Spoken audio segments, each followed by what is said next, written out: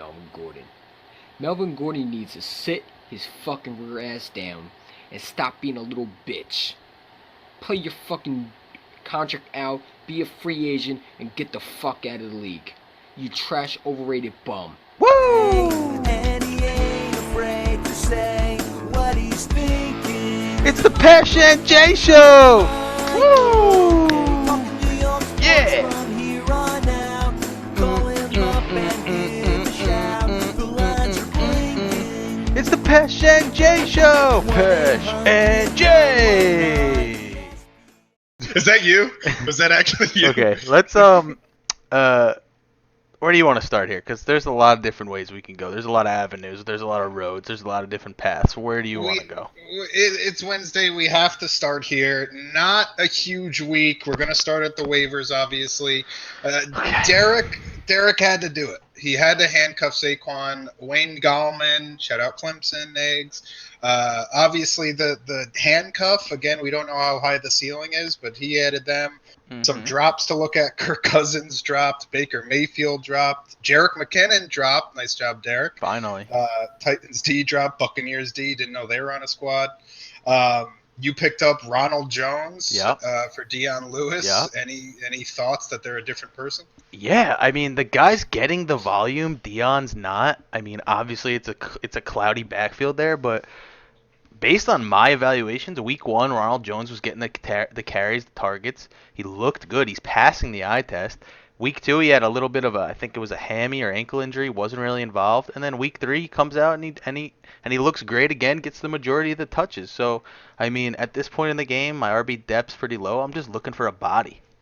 Easily the pure runner, best pure runner on the team. Let me add this as well. Like in previous years, I used to be stingy with my waiver pickups, and this year I'm just not. Like I got a priority. I'm going for a guy I want. Like I'm not gonna sit around and wallow through the trash at 3 a.m. anymore. It just doesn't work.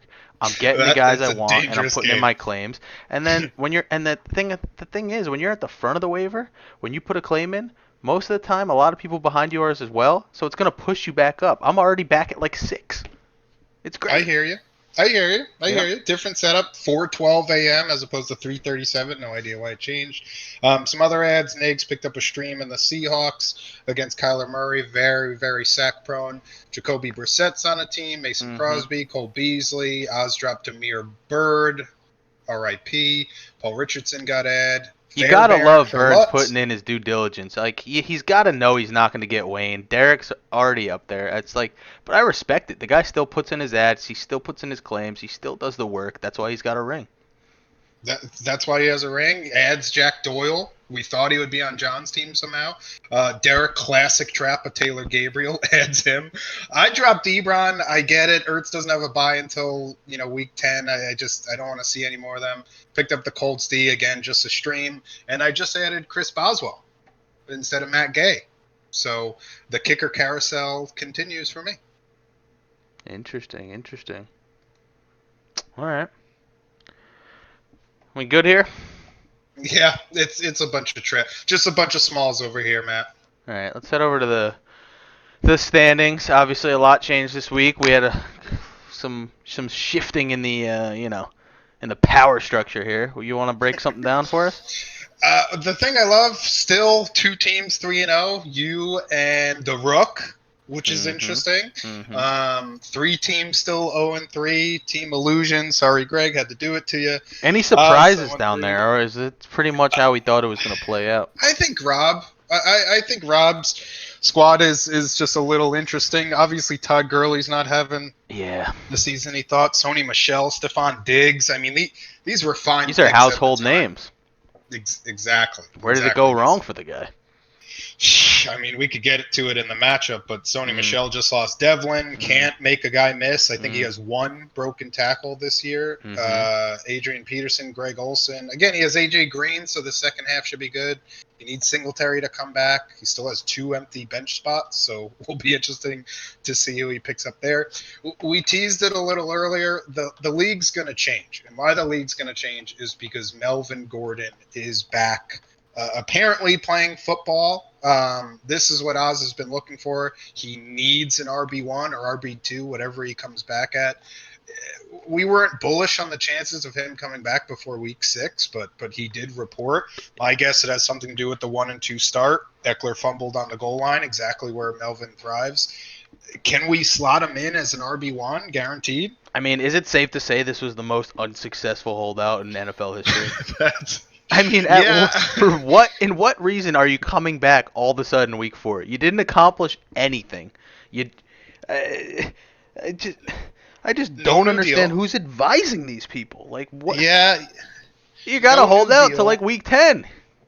No new deal. He obviously saves a couple weeks of punishment, but again, if you don't have the new deal, you gotta play your way into a contract. Listen, If anything, quarterbacks and running you're back. gonna be more injury prone coming back. You're not in football shape, and you just lost money, and potentially you're gonna injure yourself. Yeah, we got to watch the hammies here for the next couple weeks. Obviously, different positions, but you look at what Dak Prescott's doing. He's increasing his value each week. Yeah. Melvin Gordon decreasing. Nobody wants to give a contract to somebody they don't know if they're committed. Now, fantasy-wise, this is really what the doctor ordered for Oz. Latavius Murray has not worked out in the second spot. Trash. Mostert should give him some, Trash. value. But Melvin should be his number one running back with Fournette's offense just not going through him. So Yeah, I mean Fournette is just not doing what you thought he would be doing. I mean, let's take a look at the points here. I mean, it's tough here. I mean, as much as you want to say, oh, Oz, poor Oz, he's got 510 points against, he's just not putting up points. He's got 328 points for, which is good for third best in the league. Poor Robbie sitting at 250, can't even crack 300. Uh, I mean, is there any correlation between that? I mean, look, I mean, you got Oz. He's made 18 moves so far. He's 0-3, and he's trying. then the opposite of the spectrum, you have Greg. He only made 2 moves. He's also 0-3. Do you think the solution lies somewhere in the middle, around 6 to 8 moves, or no correlation? I think you could see that. I think listen, A case of overactive and underactive, kind of just yeah, probably a little bit. I mean, Azad's a great in-season manager. It's the trades, it's the drafting that he gets ahead of himself. Greg must feel a little unlucky. I mean, last week I know it was against me. He had that matchup sewn up, but Tyler Lockett just continued to thrive. Rob 388. I mean, it makes sense. If you're going to lose, they have to put up points. The points for I think is more telling. Rob, 250 through 3 weeks. That's not good. John, 307 points. I think we were pretty much expecting that. Again, Oz's team hasn't performed, but he certainly have had tough opponents. Burns, 329. You hate to see it. Eli's, had a couple rough. His star performers just aren't there yet. 333. Greg, and then me, middle of the pack. Points against, this. It's hard to judge. You can't do anything about it. But some of it makes sense. Why Burns and Dan and me are 2-1, even though we're at the bottom, that doesn't make sense.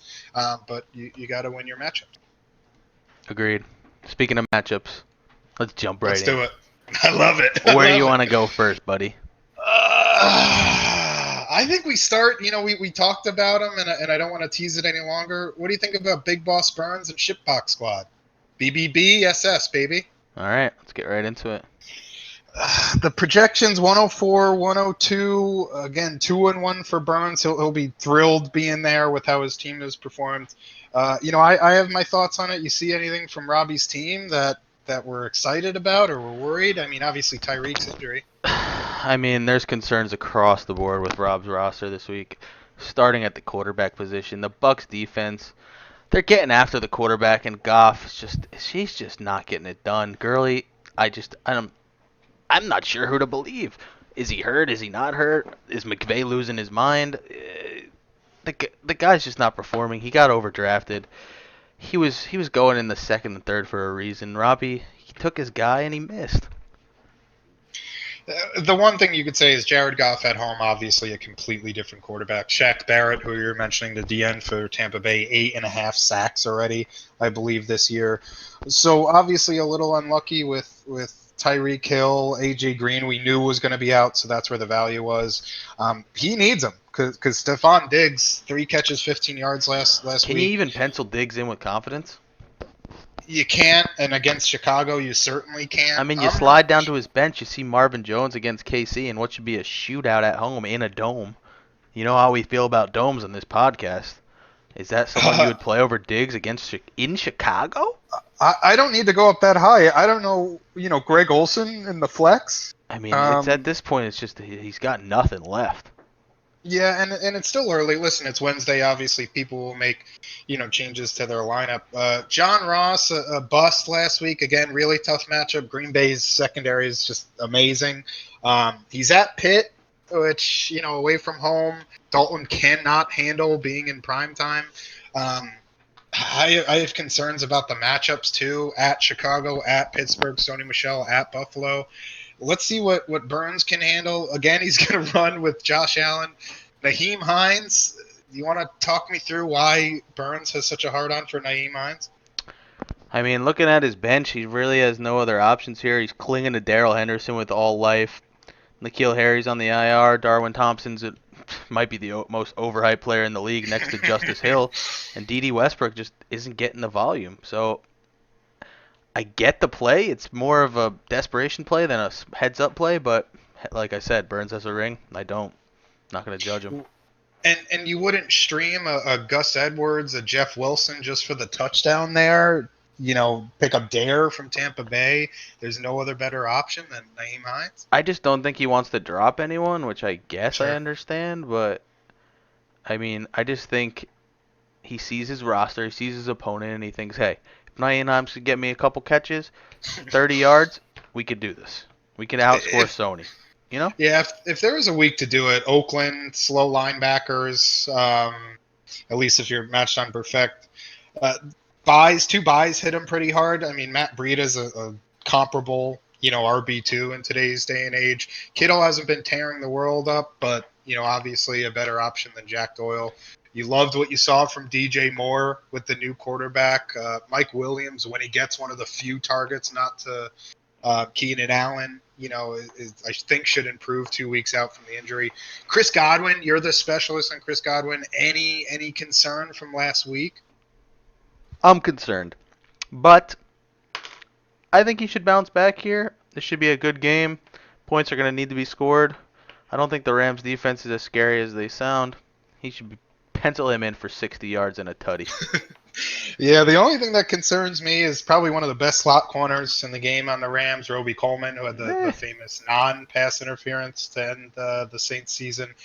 He's strong. Nick Chubb, again, needs to get back on. It's on Freddie Kitchens at this point. I mean, another solid game.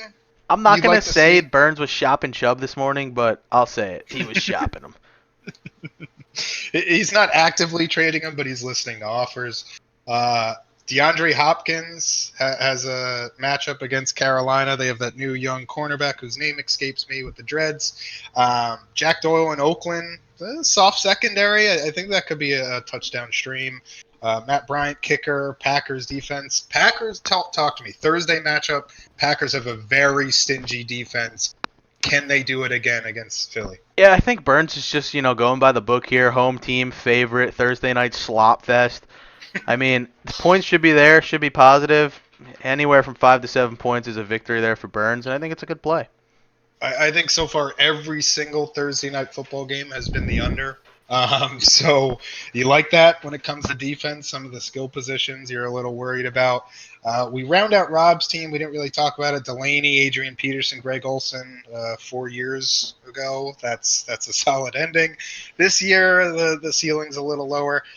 I don't want to, knock down Rob when he's already down, but I really like Burns's chances against Rob this week. Yeah, I give advantage Burns, but I mean, you can't sleep on Robbie's squad. They could easily all wake up at the same time and drop 180, but chances are slim.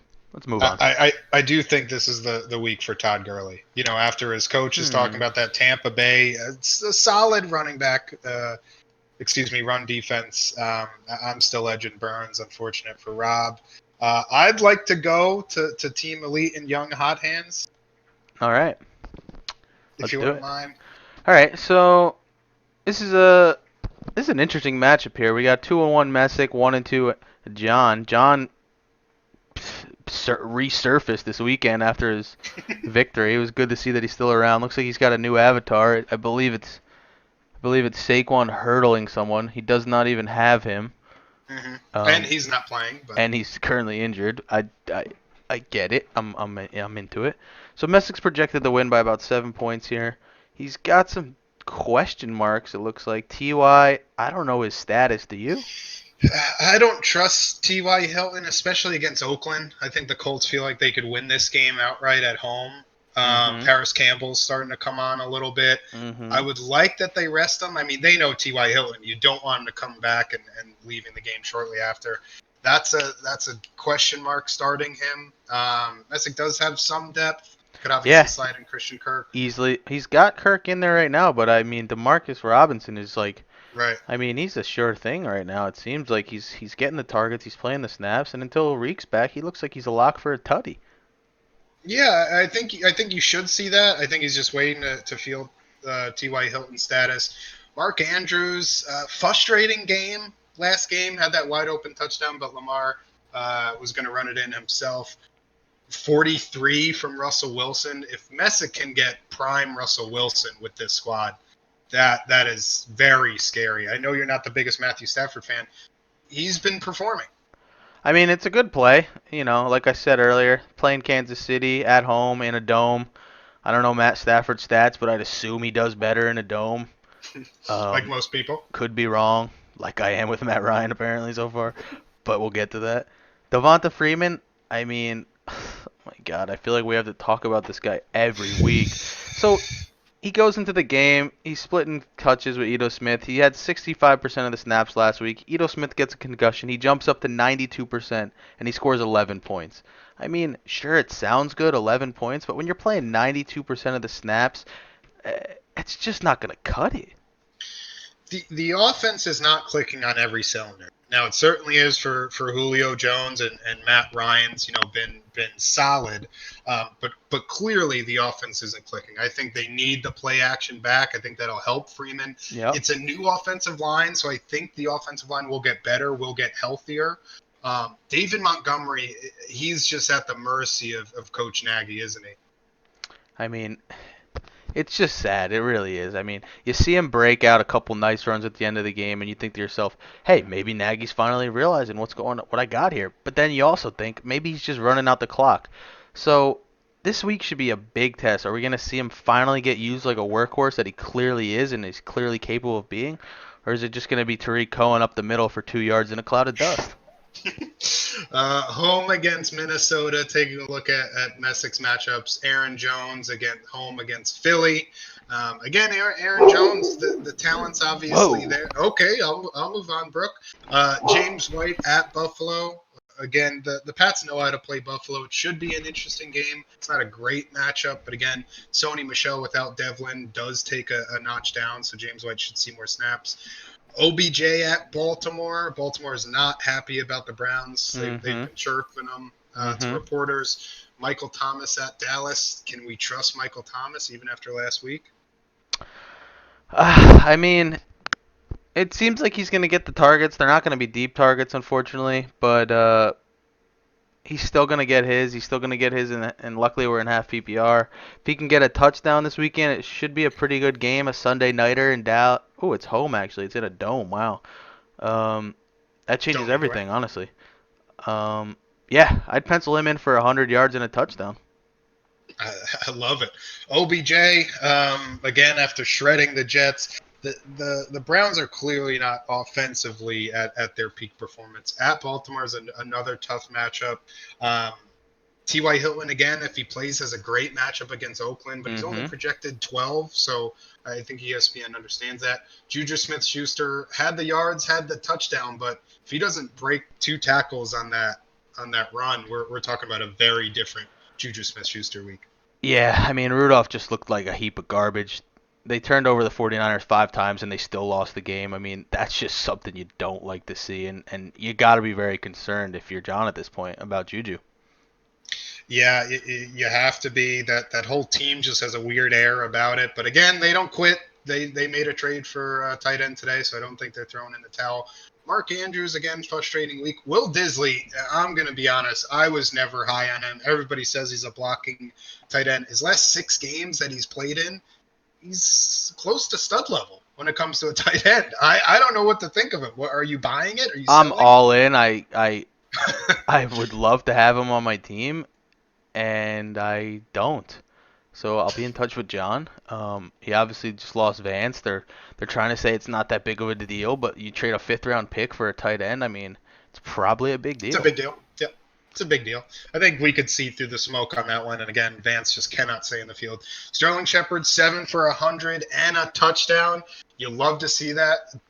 Daniel Jones, again, getting all the hype machines worth. Are you buying Sterling Shepard? Are you buying that it could happen again? I'm buying. The I'm tape buying. comment. I'm buying. I'm buying. I mean, he's all they got right now until Tate comes back. It's going to be interesting to see what happens when Tate comes back, because Shepard was running 67% of his Exactly right. routes out of the the sloot. And so I'm not really sure what's going to happen there. He didn't really succeed too well as an outside receiver last year when Odell was hurt. So as long as John could ride these next 2 games, I believe, with him in the slot, he should get good production. Yeah, I think so too. Josh Gordon, again, Edelman was back for a portion of the practice today, so you'd like to keep him in the same position he is. Dorsett's coming on a little bit. Mm-hmm. Christian Kirk, just kind of a gadget play for Arizona. That team can move the ball. I wouldn't say it's an air raid. Personally, yet more like a kite. I would say. But you gotta like Christian Kirk. The team wants to get the ball in his hands. He might get a punt touchdown here or there. We'll go to the defense. Carlos Hyde, again, it's just a hard team to judge. I think Houston's offensive line is certainly working better as a unit. Again, cutting down on the sacks each week. Do you like the matchup at home against Carolina? I don't. I don't understand what they're doing over there with Bill O'Brien and their RBs. I really don't know why I bought into Duke Johnson when he got shipped to a team to play the pass catching role with a quarterback and team that doesn't throw to the running backs. I guess I just overlooked that by the fact that they traded a 3rd-round draft capital, and I assumed he would be utilized. I was wrong. I'll lay on that one. Duke's available if anybody wants him. But Carlos Hyde, he's getting decent volume. He's not really doing too much with it. He's a desperation flex play week in and week out, and I'm not surprised John's starting him. Yeah, that's pretty much where John has him. Both defenses playing each other this game. I don't know what to make of. I mean, obviously Chicago defense is the better play, and it's home. Wow, so that's wow, good. this is a head-to-head defensive matchup here. Yeah, this is interesting. I don't trust either quarterback. Obviously, both. This could be a slop fest. Yeah, I think both are This going to could be hover a around. big Dalvin game. I think every game's going to be a big Dalvin game. Woohoo! We'll see if he can cut it against the Bears. We'll get to that in a minute. He ain't scared. Kickers, Harrison Butker, Zane Gonzalez. Anything about the bench gets you excited? Yeah, Bell's on a bye. Demarcus Robinson could easily be slotted in a situation of need. Not sure why he's still holding on to Corey Davis. The Hawk. I mean, Messick, you had your opportunity to trade him at his peak value 2 weeks ago. Now he's borderline droppable. And John, just a bunch of trash. I do like the Cole Beasley pickup. I was thinking about it. I just didn't really have the room. Didn't really know who to drop. He's getting decent volume. I believe he had 10 targets last week. So in a half-point PPR league, he's an asset. It's solid. You obviously worry about the matchup this week, but I don't think John's going to play him either. One thing about Hawkinson, again, 3 different touchdowns got called back. 1 was a penalty on himself, or 3 possible touchdowns. 2 were dropped, so again, that's his fault, and a penalty brought it back. So they're looking for him in the red zone. But you're right. After week 1, everybody wanted some Hawk, and of course, with the tight end injuries, he just needs a couple good games, and then I'm sure he could flip it. Malcolm Brown, Tevin Coleman. You worry obviously if there's any injury. Ito Smith is obviously concussed. Cole Beasley, I don't like the matchup, but again, a fair pickup. You lead us where to go in the next matchup. If I had to lean one way. You got to see Messick's injuries, obviously. The Le'Veon Bell hurts. It's not the worst thing in the world since he has James White. I'm giving I don't know. advantage Messick. Easy. I am too, but I like John's matchup. He is one player away from home. Matthew Stafford should have a big game. David Montgomery, hopefully this is the one that wakes up Nagy. Juju against Cincy. I think it's going to be close. I think it's going to be very close. Well, the win probability agrees with you at 53% Messick, so let's chalk that one up as a wash and move along here. How about we go over to Greg and Nagel? Whew. All right, projections. 112.8 for Greg, 120.4 Wow, for juicy Nagel. projection for Nags. Yeah, this is juicy. Let's see. Any buys taking up a big thing? Ooh, No. I'm loving the lineup, Nags. McCole Hardman, baby. Come on. He's still riding with Brady. That's an interesting choice there. Want to start there at his quarterback decision. Yeah, at Buffalo, I think Lamar's. You know what they say? When you got two, you got none. Nagel, I love it, but this seems to be your problem year in and year out. You always have two stud quarterbacks, and you just never know who to play. And there's people with needs out there. You gotta move one of them. Even if you're not getting the value you think you're getting, if you can get some sort of Dan's looking for starter, one. I mean, uh, that's what I would personally do. I would flip one of them and then ride with the other one. Because right now it's tough. I mean, you like Brady, you want to start him. He's doing well. He's in Buffalo though. Lamar's home against Cleveland, who just looks like complete trash. I mean, it's hard to sit Lamar. Yeah, I don't love. Again, I I harped mean, on the it all guy's last averaging week. like 28 points. I like Buffalo's defense. 29. Playing in Buffalo is not easy. Again, not the cold weather yet, which Brady is fine in. But again, if I had to play one, I'd play Lamar Jackson regardless, and he's home against Cleveland. So that's a good matchup. Not a great matchup, but again, the reason you don't want two quarterbacks is because you don't want to have to make that decision. Yep. And of course, you're taking a roster spot. Yep. James Conner, Chris Carson. Is there two We people talked who about it need- last week, and our concerns came to fruition. Yes. You Carson hate to fumbled say it. again. James Conner, just not on an offense that's going to be powerful. It's just unfortunate for the guy. I mean, he looks like a good player. He does the right things. He's a good guy, but it's just like as I've been saying, theme of the night. It was a slop fest, and it's hard to run when the mud's high. Yeah, that's hopefully against Cincinnati at home. That'll. So talking about the running backs, obviously declining. You do like Curtis Samuel with the new quarterback. At least he can, Yep, that's very promising. throw the ball. So Curtis Samuel, see some end arounds, maybe some punts from Curtis Samuel as well. Larry Fitzgerald just keeps churning with a big touchdown. Travis Kelce at Detroit, you gotta love it. I mean, Travis Kelce I love it. anywhere. I love it, But- Jay. Yeah. I want him. Send him over. Let's see here. Josh Jacobs. I didn't really see the tape. How did he hold up with that injury and that sickness? Yeah, it wasn't good. I mean, the whole offense as a whole was not good. The nice thing is that he's obviously the guy. But again, I talked to Nagel about it. Coming off the injury, losing 10 pounds in a week wasn't going to be good. Indy, another stout defense. The game script shouldn't be going that way. I don't know if Brissett yet can pull away, as easily as, let's say, Kansas City can, who they played earlier. McCole Hardman, I mean, the 21.4 miles per hour on a run last week. It's absolutely insane. At Detroit, the little leaky secondary. Patricia's starting to get those guys to play, though, so that's obvious. That's the definition of boom or bust. Oh, I mean, anytime you can get a guy in your flex that has an above 50% chance of scoring a deep touchdown, I mean, I think you just got to do it. I mean, that's a game-changing play right there, a game-changing player, and you got to find ways to get him in your lineup, and I'm proud Nagel has him in there. Yeah, I think he's a better play than Dorsett. You can't be confident in Jarvis Landry. Yeah. He's obviously safer, but the ceiling is nowhere close to McCole Hardman. Jalen Samuels, again, not going to get work until Connor's out. Peyton Barber's actually been pretty good, but at the Rams, you worry about that game script. Streaming, again, the Seahawks, Saints, and Dallas, not a good matchup. Seahawks should be all over Kyler. I like the matchups, but again, Connor and Carson are just at such a pivotal week. I mean, looking at Greg's team from 30,000 feet up, I wouldn't guess he was 0-3. I Yeah, mean, you it's a gotta love it. good-looking team. He's got Rodgers. I know he's not playing to his potential. He's got David Johnson, who's been fine, not top 5 RB, but he's right up there. Mark Ingram's performing like a top 5 RB. Brandon Cook's breaking out. Thielen just doing what Thielen does. Jared Cook, I mean, he's an average tight end, but pretty much everyone's got an average tight end except a couple of us. Julian Edelman, he's been solid. Metcalf, I mean, could he be a better flex? Sure. And Justin Tucker. So, Greg, it seems like he's had a couple rough breaks, but I think this might be the week he turns it around, personally.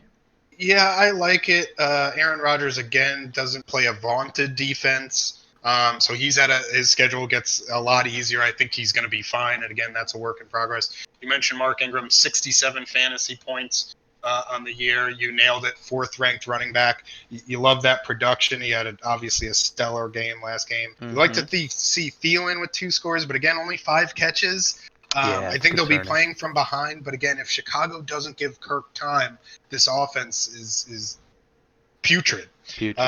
David Johnson is not the focus anymore of the offense. It's more Kyler Murray and RPOs and kind of scrambling. So you'd like to see him get some work. Again, game scripts haven't gone in his favor, so we'll see.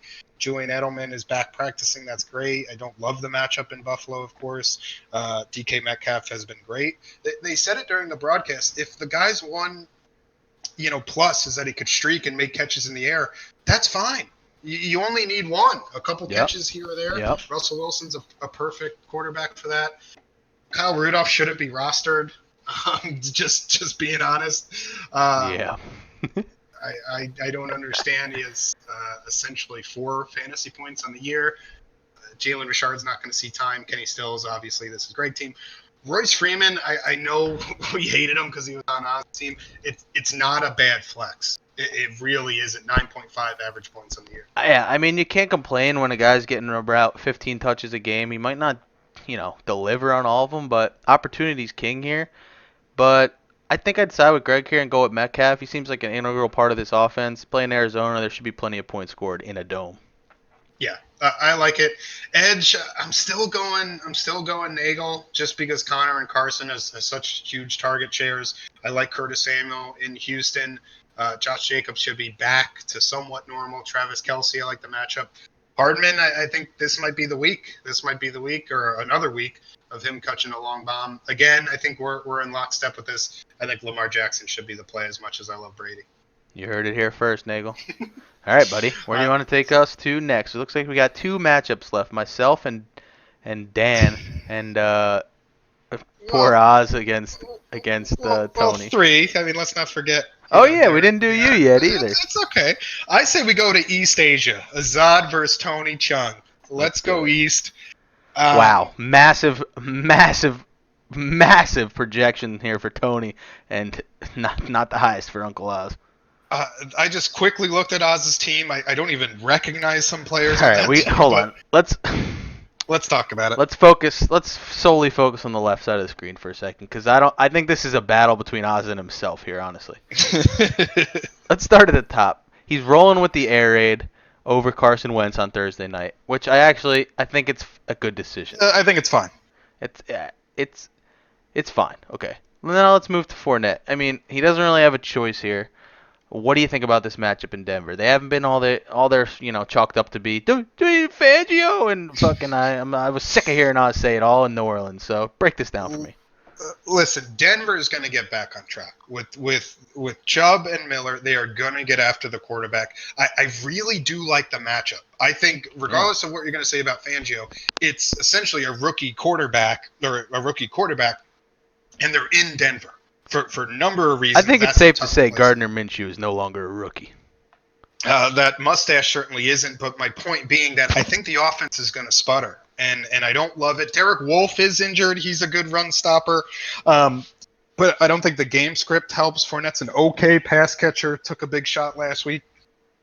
I worry about it. You trust that Fournette's going to get it back on track. But honestly, if he takes a step down this week, I think Chris Thompson actually is a viable play. Yeah, I mean, that's exactly where I wanted to go here because, I've been on the Chris Thompson as an RB2 in my lineup train. It's never – you don't enjoy it. I've rode it for weeks, many a weeks. And when that happens, you're in trouble. This It's is not something you want to do. When you look at your lineup, classic bust week for Kristaps. I mean, you try to talk yourself into him, game script, garbage time. I mean, sure, it's all there, but in a blink of an eye, the guy could give you nothing. Yeah, the Giants were literally down to their last linebacker last week against Tampa Bay. So you like the matchup. Ogletree can't catch a cold, let alone Chris Thompson. Mm-hmm. So it's a great matchup. I don't know how high scoring. I think Washington's going to be pretty pissed and tired of hearing about Danny Dimes. Again, the Giants, they're waiting on Golden Tate, but to your point, they put Shepard in the slot and it works. I do like Chris Thompson. I think I do. Of course, if he gets injured, he might yield more points than Fournette. Going down to the wideouts, talk to me about Devonta Adams. He's one of my favorite players in the league, so I'm going to be jaded. What's going on? Is there hope? Is it just a new offense? Is it matchups? Listen, this is the week Devonta Adams Yes. fucking blows up. Okay. Yes. They're in Philly, right? I forget the guy's name. Home. Who? They're home. They're home. Yes. Right. I don't remember the guy's name. The cornerback for the Eagles right now. He's apparently Darby? like 103rd in his coverage ratings from Pro Football Focus. And if you didn't know, that's fucking trash. He can't cover shit. Week 1, my boy Scary Terry roasted him. Week 2, who the fuck did they play? Oh, God damn it. You got anything? Yeah, I'll talk about it. This is the week. Hold on. Week 2, they played. Did they play the Bears? No, that was week 1. Why isn't it? Broncos. God damn it. Minnesota. Minnesota? Are you talking about Devonta Adams? I'm talking about the Eagles. Oh, sorry. Who'd they? We'll cut this out. Don't worry about it. No. We're keeping this. The Falcons? Why can't I put That's like? who they, Why won't that's it? who they played. The Why Eagles won't it- played the Falcons. Okay, so Word. week 1 they get roasted by Scary Terry for 130 and a touchy.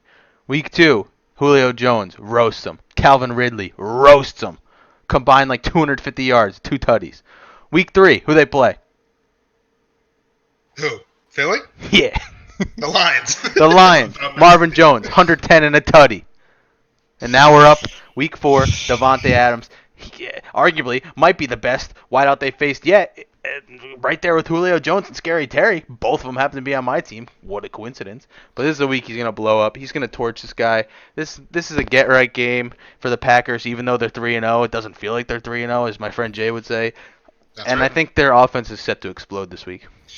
He wants to have that Mike Evans week again. 40 points is obviously a little outrageous, but Aaron Rodgers wants to get him the ball. If Devonta Adams is right, the Packers will have more space. It works for the running game.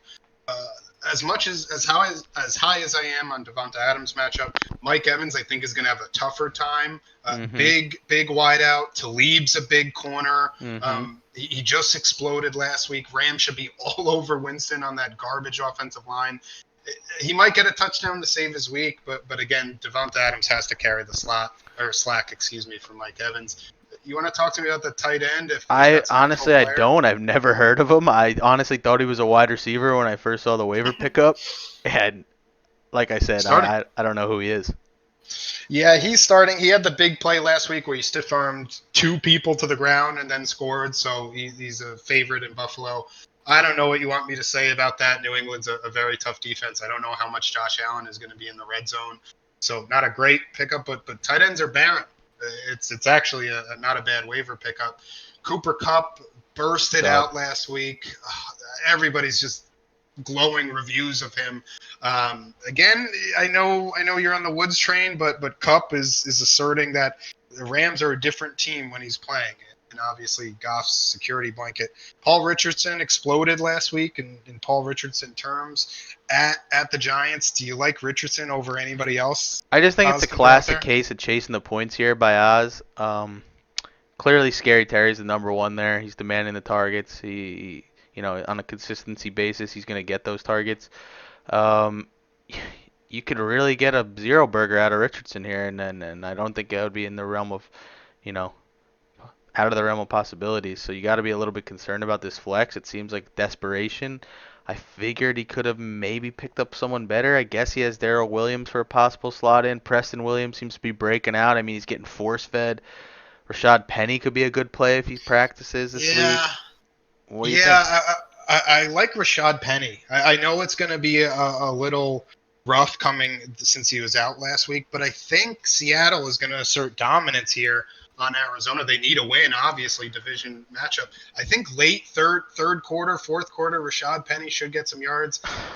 Paul Richardson's a boom or bust, but I think that's what Oz needs is Paul Richardson to put up double I digits. think it's safe to say Oz can't afford to leave any points on his bench here, so he's going to That's have to really make all the right decisions here. Because That's Tony's got a absolutely fair. very formidable team. He's 3-0 for a reason. He's projected 131.7, which might be the highest of the week. I'm not too sure, but I mean, he's pretty solid across the board. Anything stands out to you here? Like any weaknesses? No, you really love it. New Orleans has a really good rush defense, so if that could stop some of the play action, I don't think Dak's going to put up the numbers he has, but that's to be expected. McCaffrey at Houston, you absolutely love that. Marlon Mack against Oakland, you love that.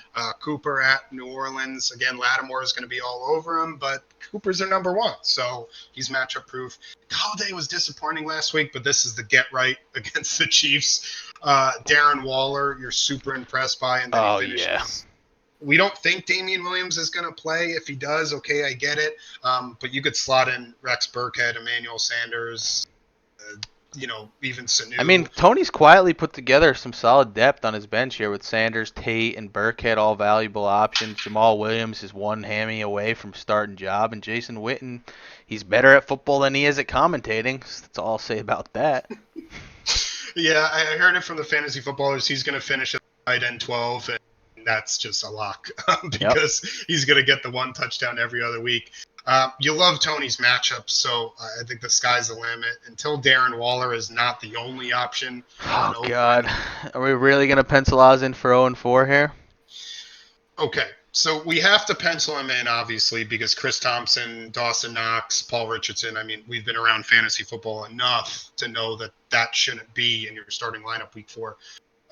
Again, we have to give Tony the edge. Let's talk about what Melvin Gordon does to this team after this week.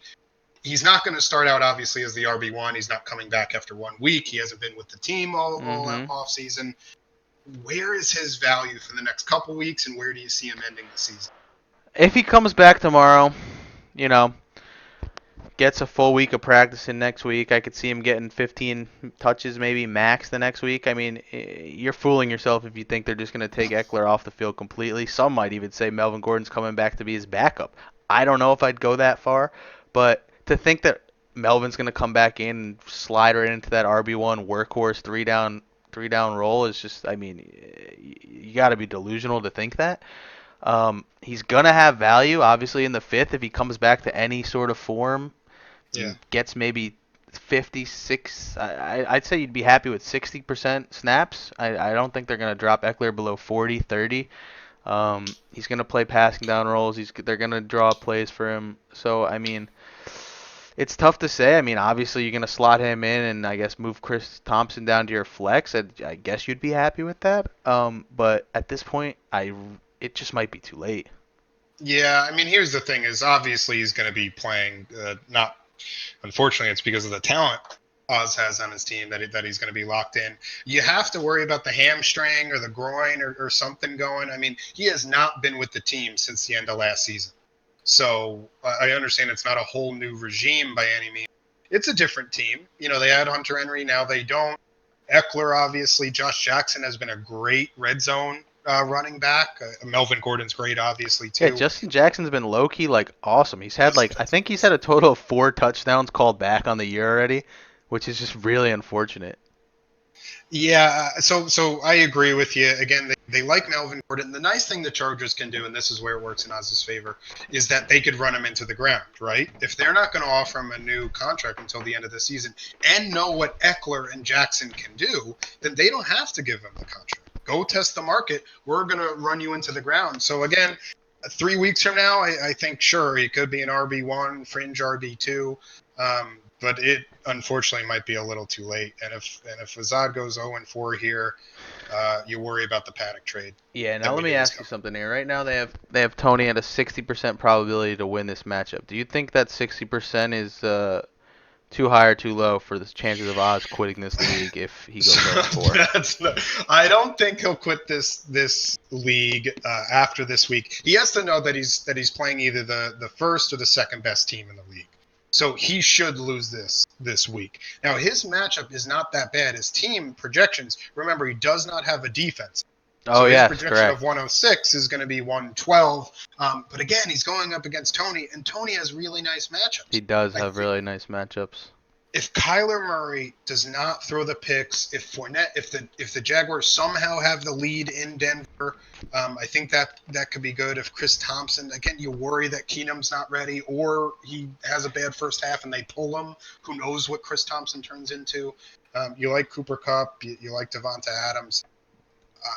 It's You an can uphill come back from battle. 0. It's an uphill battle here. You can come back in 0-4. Let's talk about some teams that win some games. I have to give the edge to Tony. There are better days. Don't quit the league. Uh, Dan and Matthew Pesci are up 2-1 for Dan, 3-0 for Matthew Pesci, 124 projection for Dan, 122. This is a big matchup. This is a big It is. matchup. It is. No buys are going to mess up this matchup. Tell me what you like initially about your team, and I'll start scouting Dan. All right. Obviously, we're going to start at the top. Matt Ryan, he's playing in a dome, his own dome. I was concerned last week. They had the roof open. He didn't look as good. I'm hearing this week they're going to keep it closed. It's supposed to be raining in Atlanta this weekend. So that's a good sign. Next, we move to Dalvin Cook. He's an RB1, the RB1. He's an absolute stud. I'm so happy I took him. I'm so happy I stayed on him. I just look at the back end of the draft and I see some of those guys that went there, and there's so many guys I thought about, and I'm just so glad I just took Keep it Cook. moving. Okay. Carry on. I mean, the guy's hilarious. He had a hilarious tweet the other day. It was like someone was telling him about how he's always facing 8 men in the box, like highest percentage in the league, and he was just like, I don't get what I did, man. I'm a good person. Like, what I do to deserve this? And I agree. He's gonna break out. He's facing too many stacked boxes. I don't understand why. I mean, Stafford's a threat. They got good wideouts. The Hawk. I just think their coach is trash. Julio, that's my boy, stud. The connection. For someone that doesn't score touchdowns, he's sure scoring a lot of touchdowns. Robbie Woods, I mean, the guy's consistent. He's getting plays called back. Tutties are getting called back. You We're a know, little disappointed. I'm We're a not little though. If you disappointed. watch the games and you see the targets, they're there. He had 3 targets that were all called back and nullified that don't even show up in the box score. He's had 2 touchdowns called back. So I mean, he's still getting looks. He is what he is. He's Robert Woods. He's gonna have his games. Everyone's gonna have their games in that offense. So maybe this is his week. Who knows? Um, Yeah, again, quickly, Tampa Bay, that secondary is putrid. So yeah, I could see him certainly having a day. Thank you. Okay. I'm going to keep it moving here. OJ Howard, I mean, he is what he is at this point. I really don't have any options. He could give me a 0 or he could easily give me 20. I'm hoping for 7. Um, Some pulp OJ. yeah, just a little bit of pulp, a little cold, and a nice cube or two. Tyler Boyd, I mean, I love him. He's just so solid. He hasn't even scored yet, but he's just getting fed. He's getting I think he's averaging 10 targets a game. They're not that deep, but I mean, in half point PPR, if you could rack up 8 catches for 80 yards, that's freaking solid. 250 yards on the year. Yep. Terry McLaurin. Oh, baby. This is my guy. I freaking love this kid. I want a Terry McLaurin jersey. I really do. I've been thinking about it There's all one way day. you could do it for I free, know, bud. I know, I know. I don't want to say anything. Obviously, that's a goal. And if I ever got there, I would very highly consider Terry. I mean, I just love everything he brings to the table. Everyone doubted him. The Bears. And he just goes out and he performs. Sure, the team slop, but slop is points, and I'll take it.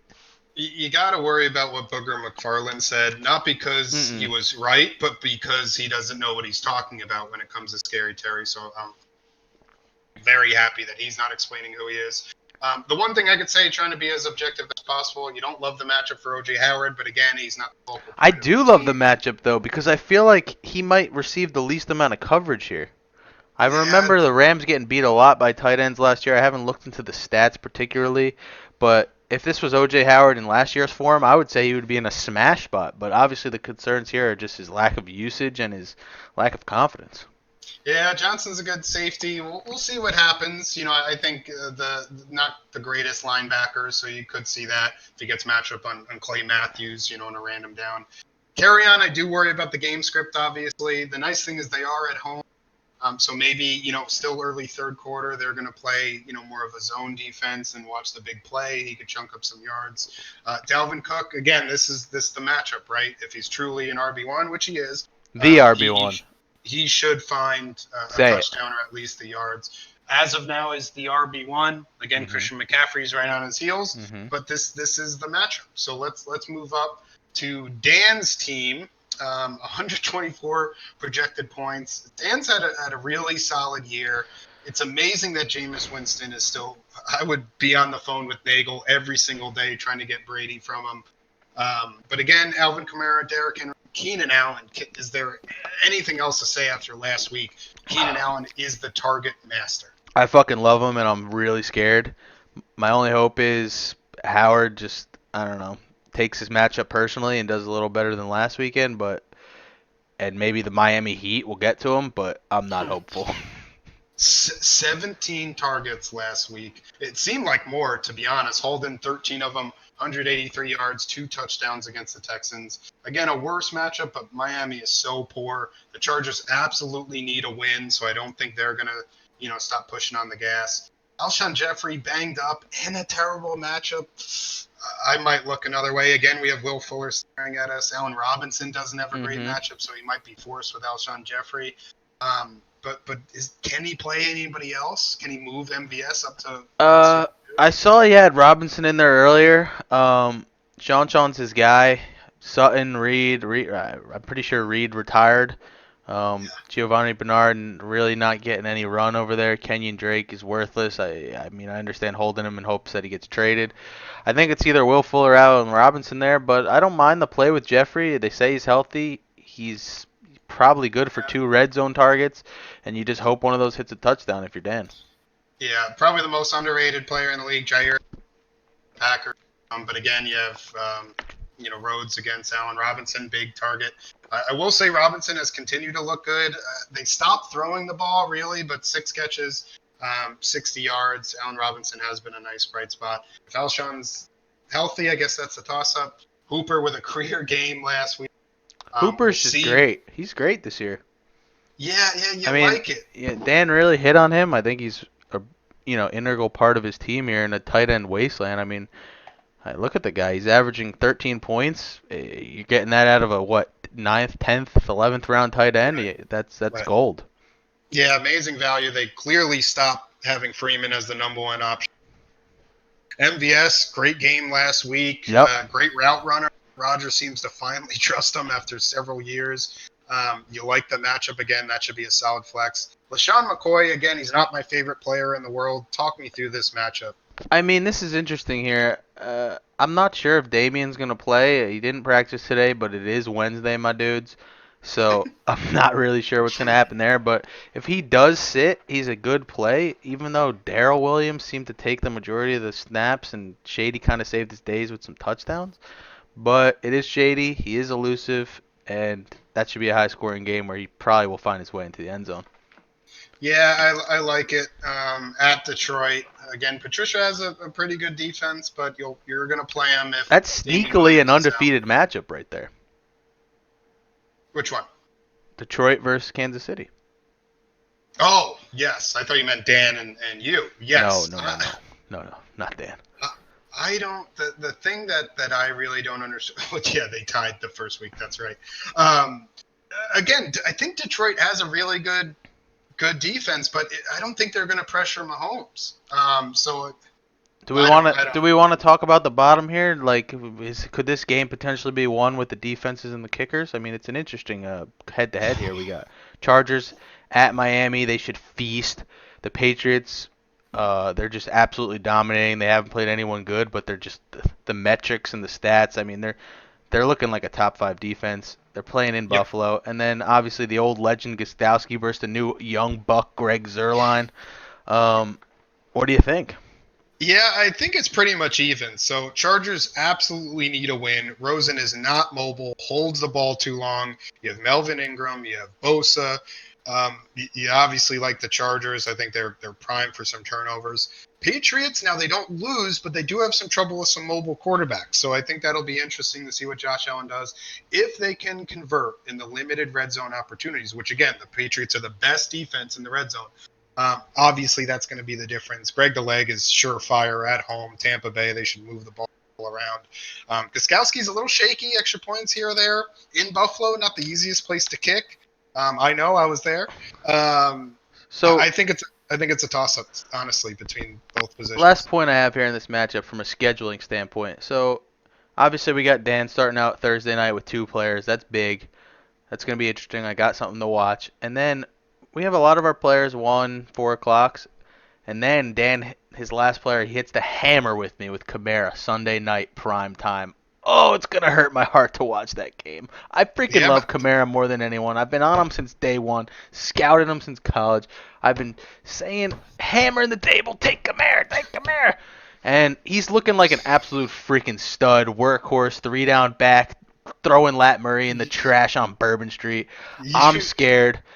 But luckily, I have Tyler Boyd on Monday night. yes. Can I pull out another Monday night miracle? It's going to be This an is interesting one. this is what I'm wondering. I'm wondering if Dan's up 13 and change against Tyler Boyd. It's going to be Is such an Dan going to interesting be matchup. watching Monday night is the question. He'll watch the first half. He likes to go to bed early, and he'll wake up and say, "Up," or "Up." Either way, even if he wins or loses. Love you, Dan. Shout out. Answer my text every now and then. That'd make me feel better. I'll call this one again. Don't say it. Let's just move on here. Fair? We'll see. We'll see if that energy happens in the last matchup of the week. I am facing Derek Saquon D's nuts. I am playing Derek Talk at a me through good your time. roster here. I am playing Derek at a good time, but You still the think? projections are right Oh there. yeah, Well, of Saquon, course, Saquon. Yeah, I forgot. Um, Oh, so Philip this is Lindsay, dude, he could slotted him in against me for 30. Be careful. Don't talk this down is on him. this is what I do not like. I have 2 skill positions at Green Bay. That defense is electric. I Wow. think Deshaun Watson is taking care of the ball more this year. I love it. 3 touchdowns last week. Zeke is back to getting his share. Now, he would have got even more carries against the Dolphins. Both running backs at over 100 yards. He needs the touchdown. Joe Mixon had the biggest second half for my fantasy hopes ever last week. At Pittsburgh, not a great matchup, but Pittsburgh can't score, so I think they could actually run him. You love what Tyler Lockett's been doing. He's small, but he just gets so many targets. Calvin Ridley, again, everybody's talking about it. The coach apologized for not getting him involved. Ridley said it was his own scheme and that doesn't work out on his route tree. Tennessee, again, should be a nice matchup. Tyrell Yep. Williams, until he stops putting up double digits, I have to play him. My only player on buy is Jamison Crowder. He'll be viable when Darnold comes back. You'd like to see what happens with Singletary, but Frank Gore, again, not a great matchup, and you're just hoping that he scores a touchdown there. As much as I love Madison, as you know, not a great matchup for him. Randall Cobb is only going to be in the lineup for an injury, but Miles Sanders, I was following some Eagles beat writers. It was not good how much he puts the ball on the ground. You got to be concerned there. Now, looking at Derek's roster here, he's obviously been, I mean, to say that this is a result of rostering Antonio Brown for this long, I don't want to say it, but I'm going to say it. You got to get that scumbag off your team. You got Kareem Hunt and Antonio Brown on your team. 2 scumbags. And look who he's facing this week. And like It's scum all around. But it's the scum matchup here, but obviously Derek. Apparently, Mahomes hasn't played a game in a dome since like 2016 against Texas Tech, and he threw for 600 yards and 6 touchdowns. And this is his first time in a dome. So honestly, this could be crazy. This could be revolutionary, game-changing stuff right here from Mahomes. And then you obviously got Eckler. I mean, one more week of workhorse status, you think he might want to prove himself as an absolute stud. He could drop 50 this week. it's got to be concerning. And then Philip Lindsay, I mean, I thought the guy was trash. He put up 30 against me. I don't think he could do it again in Jacksonville, but who knows? His red zone run. Oh my where God, I couldn't believe it. It I was thought impressive. I lost right there. It was over the moment that It was happened. impressive. It was crazy. He gets slammed on the line of scrimmage, slammed at the next level, and just like somehow goes limp, forces himself into the end zone. You got to be concerned there. Marquise Brown, I mean, he's one deep bomb away from a 20 burger on you. You got to be concerned. DJ Chark, the guy's just consistent, number one This target is for the so for the consistent. Gardner over there. 3 touchdowns. He's going to be this working year. it. Evan Ingram, absolute stud. He roasted me matchup. last week. Great Great matchup. I mean, he's going to get fed. John Brown in New England, you'd like to think Bill Belichick's going to take him away. He could slip out for a catch or two. I think he's going to have a middling game, nothing crazy. And then right here, Wayne Gallman. This is where this could be won and lost. I mean, you got to think he's going to get the volume, but I mean, his metrics and his just, nothing about him really stands out. He's kind of just a guy, but if he can get 15, 20 touches, he might be good for double digits here. Yeah, you like it, even if somehow Washington takes the lead. I don't think game script affects him too much. I don't think he's one of those guys who's going to get 40 on the ground and maybe 40 through the air, and if he scores a touchdown, that's going to be the difference. Mm-hmm. DJ Chark at Denver, listen, Chris Harris doesn't play, and that's who he's going to be matched up against. That should be interesting. Interesting statistic about Mahomes. You're right. You don't really see him in a dome lighting it up. Again, Patricia has a good defense over there. New England, again, the secondary is just so good. But John Brown is just that weird matchup that he can be a possession receiver. He could be a deep threat. His route tree is endless. Nothing on the bench is going to play for Derek. So that's the lineup he's going to be charting out. Yeah, I mean, he's obviously trying to sell Mahomes. He believes in Danny Dimes. He's asking for way, way, way too much for Mahomes. I don't want to disclose what he'd offer me, but it would make you fucking puke in your mouth and swallow it. It was disgusting. Don't send out trash like that ever again, Derek. Taylor Gabriel clearly just chasing the points there. I mean, I'd rather him be on the waiver so I wouldn't be tempted to play him. Chris Connolly, worthless. I mean, this should be a good matchup. I think it's good. The one thing we didn't talk about kickers, again, holding on to us. I think he had a I mean, is there really anything to talk about here besides another week, another kicker for Jay? Chris Boswell, baby. The guy just can't settle down here. I mean, I can't handle it. Matt Gay did great for you. Why are you dropping him? I think his confidence is purely in the toilet after missing a 36. I love it. I mean, kicking's all about confidence here. Another thing that stands just out to that. me from a scheduling standpoint is obviously you got Zeke going Sunday night, followed up by Mixon Monday night. So realistically, you could be down by 60 and still have a shot here. I like that. I honestly really do. I like going into Sunday nights and Monday nights with players, and because there's always the possibility that you could already be winning here if your team shits the bed. What are your thoughts? Yeah, the thing I really worry about is Zach Ertz.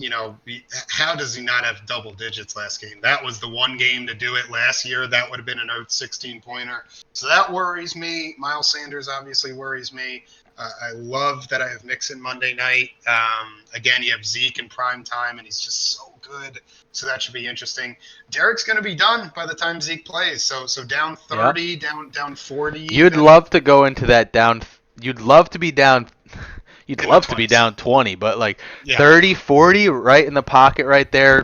You're never out of it. I mean, that's what you live for, those Monday night miracles. Yeah, and again, after coming back from Greg, I saw my projection 47. I think anything is possible. I'm playing Derek at a good time. Again, he got Gallman, so it's not the worst news. If he didn't have that waiver, this is a much different matchup. I think it'll be good. I don't love my matchups. Again, Mahomes could ruin a game. I think untraditionally, this has a lot to say about Miles Sanders and if I'm going to win this matchup. And that's the scariest thing about it. Yeah, you need to get out to a good start Thursday night, and then you got to slam the hammer on Sunday and Monday night, and this could be your matchup easily, and you could send Derek into a downward spiral onto the road to 500. There's nothing better than being on the road, Derek. So if I do that, trust me, there's hope in here. Those are the matchups for this week. Again, the bye started, so each time it's going to get a little more interesting. Melvin Gordon news is very interesting. No crazy, injuries. No trades yet, more importantly. Yeah, no trades. I think what's happening is listen, the rookie's getting understanding that his group me's messing up. We're not really sure there. The big thing is that BMS likes his team, and when BMS likes his team, he doesn't trade. Now, I am surprised that Burns hasn't traded anybody. He slung Burns some is slop around. I'll tell you that. yeah, I'm not surprised by that, but he has to see his points for and understand that this team cannot get him to the I championship. think So right now at this point, everyone's scared to show their true hands, and they're kind of just slopping out oatmeal right now. Like I personally will speak for myself. I haven't sent out a realistic trade offer yet, and I haven't gotten a realistic one yet. So I think everyone's kind of doing the same here. No one's afraid to make that first move. No one wants to offer too much. But after this week, you could see some real desperation set in. yeah, I just keep sending James. What was that, buddy? You cut out. Did we lose you? I think we lost him. We lost Jay. Hello? Jay? I can't hear you, buddy. I think we lost him.